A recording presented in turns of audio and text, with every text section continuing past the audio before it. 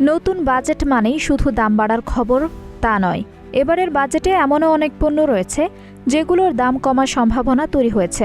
ফলে সাধারণ মানুষের দৈনন্দিন খরচে কিছুটা হলেও স্বস্তি ফিরতে পারে। 2026-27 অর্থ বছরের বাজেটে নিত্য প্রয়োজনীয় 60টি পণ্যের উপর উৎসে কর উল্লেখযোগ্যভাবে কমানোর প্রস্তাব দেওয়া হয়েছে। ধান, চাল, গম, আলু, মাছ, মাংস, পেঁয়াজ, রসুন, আদা, চিনি, ভোজ্য তেল ও বীজসহ বহু পণ্যের কর হার কমে যাওয়ায় বাজার মূল্য কমার সুযোগ তৈরি হয়েছে। শিশুদের জন্যও এসেছে সুখবর। শিশু খাদ্য তৈরির কাঁচামাল আমদানিতে শুল্ক কমানো হয়েছে। ফলে বাজারে শিশু খাদ্যের দাম কমতে পারে। এছাড়া জিরা, দারুচিনি, এলাচ, লবঙ্গ, গোলমরিচ ও ধনিয়ার মতো জনপ্রিয় মশলার উপর নিয়ন্ত্রণমূলক শুল্ক পুরোপুরি প্রত্যাহার করা হয়েছে। একই সুবিধা পেয়েছে খেজুর আমদানিও। সোনার গয়না প্রেমীদের জন্যও রয়েছে স্বস্তির খবর। সোনা সরবরাহে উৎসে কর ও ভ্যাট কমানোর ফলে গয়নার দাম কিছুটা কমতে পারে।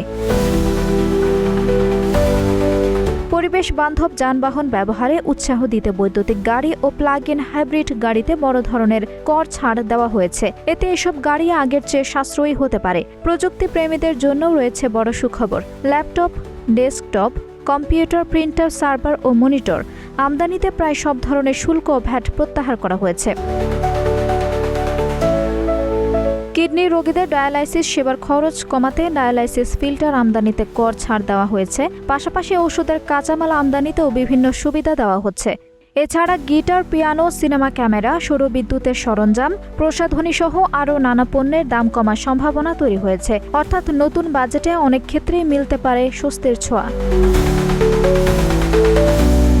আঞ্জুম হক আরবি, টাইম নিউজ ডেস্ক।